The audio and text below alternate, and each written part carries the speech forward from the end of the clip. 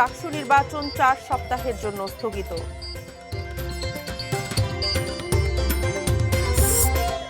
তিন ইস্যুতে আজও ছাত্র দলের ইসি ঘেরাও। এবং সাভারে মৃতদেহ উদ্ধার, আটক যুবকের 10 দিনের রিমান্ড চায় পুলিশ।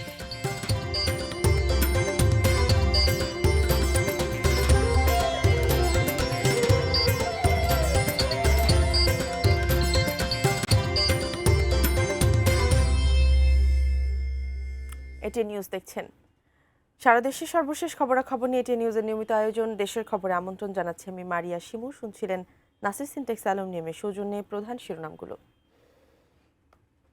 বিস্তারিত জানাবো। শাহজালাল বিজ্ঞান ও প্রযুক্তি বিশ্ববিদ্যালয়ের কেন্দ্রীয় ছাত্র সংসদ, শাকসু ও হল সংসদ নির্বাচন 4 সপ্তাহের জন্য স্থগিত করেছেন হাইকোর্ট। আগামীকাল শাকসু নির্বাচনের ভোট গ্রহণের কথা ছিল। দুপুরে বিচারপতি ফাহমিদা কাদের ও বিচারপতি মোহাম্মদ আসিফ হাসানের হাইকোর্ট বেঞ্চ নির্বাচন স্থগিতের আদেশ দেন। গতকাল রোববার শাকসু ও হল সংসদ নির্বাচন স্থগিত চেয়ে হাইকোর্টে রিট দায়ের করেন শাকসু নির্বাচনের স্বতন্ত্র প্রার্থী মমিনুর রশিদ শুভ। তাতে প্রধান নির্বাচন কমিশনার সহ সংশ্লিষ্টদের বিবাদী করা হয়। রিটে উল্লেখ করা হয়, জাতীয় সংসদ নির্বাচনের আগে সব ধরনের নির্বাচন স্থগিত রাখতে নির্বাচন কমিশন নির্দেশনা দিয়েছে। সেই নির্দেশনার আলোকে শাকসু নির্বাচন আয়োজন আইনসঙ্গত নয় বলে দাবি করা হয়।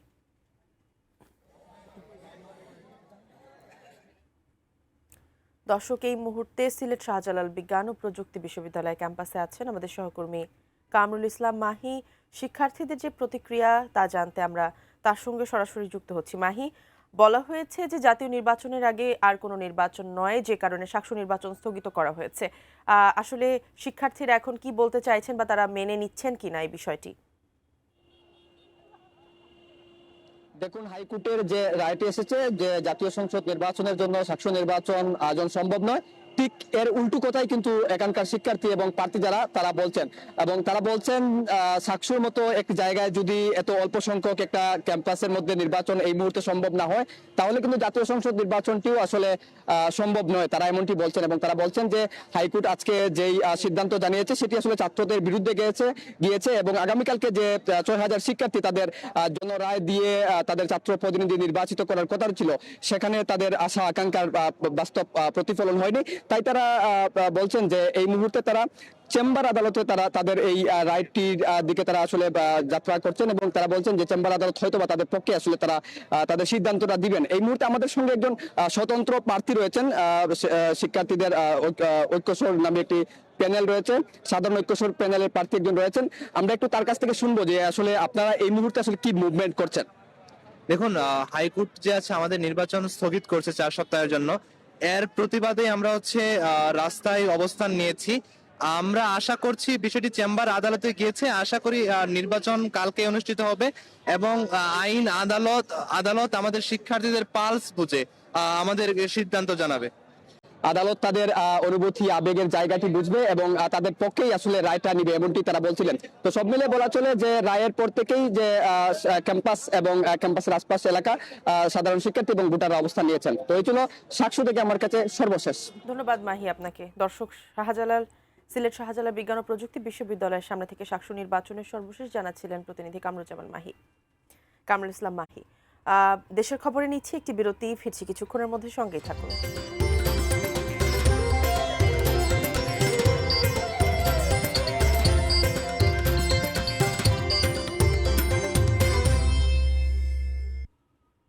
বিরতির পর আমন্ত্রণ সংবাদে। এবারে বেলামের সৌজন্যে জাতীয় নির্বাচন ও গণভোটের খবর।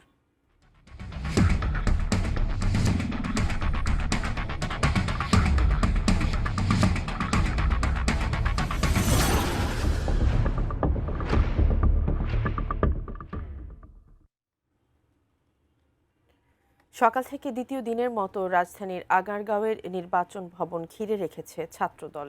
নির্বাচন কমিশনের বিরুদ্ধে পক্ষপাতিত্বের অভিযোগ আজও অবস্থান নিয়েছেন তারা।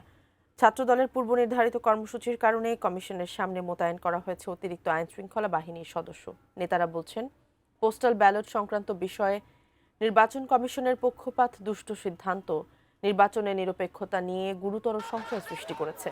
বিশেষ একটি রাজনৈতিক গোষ্ঠীর চাপের মুখে দায়িত্বশীল ও যৌক্তিক সিদ্ধান্তের পরিবর্তে হঠকারী সিদ্ধান্ত গ্রহণ ইসির স্বাধীনতাকে প্রশ্নবিদ্ধ করছে। বিশেষ রাজনৈতিক দলের প্রভাবে শাহজালাল বিজ্ঞান ও প্রযুক্তি বিশ্ববিদ্যালয় ছাত্র সংসদ নির্বাচন বিষয়ে নির্বাচন কমিশনের সিদ্ধান্ত বিশ্ববিদ্যালয়টিতে গণতান্ত্রিককেও চর্চা বাধাগ্রস্ত করছে। সংবাদে আবারও সময় হলো একটি বিরতির, সঙ্গেই থাকুন।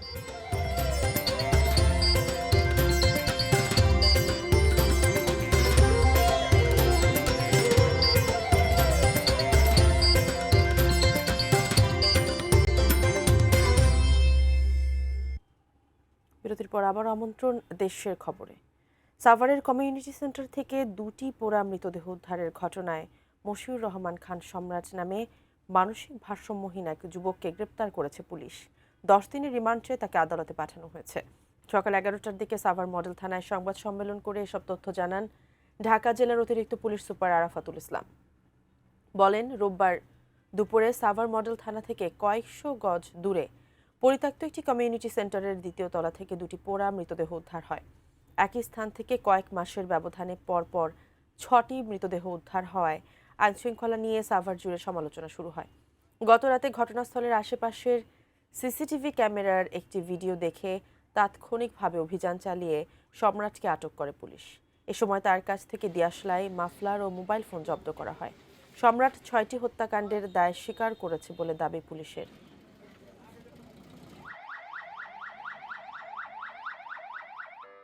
সিসিটিভি ফুটেজে বিশ্লেষণ করে একজনের একজনের অবয়ব আমরা লক্ষ্য করি, যাকে যাকে আমাদের সন্দেহের তালিকায় নিয়ে আসি এবং তার নাম সে মশিউর রহমান খান উর্ফে সম্রাট বলে তাকে নিজেকে পরিচয় দেয়।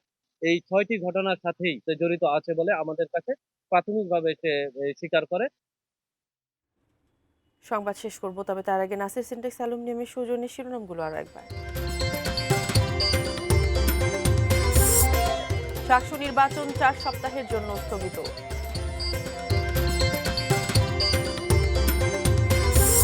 তিন ইস্যুতে আজও ছাত্র দলের ইসি ঘেরাও।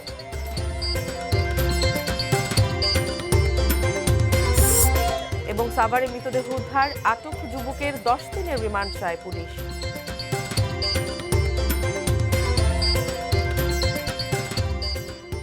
দর্শক, এই ছিল সংবাদের সবশেষ।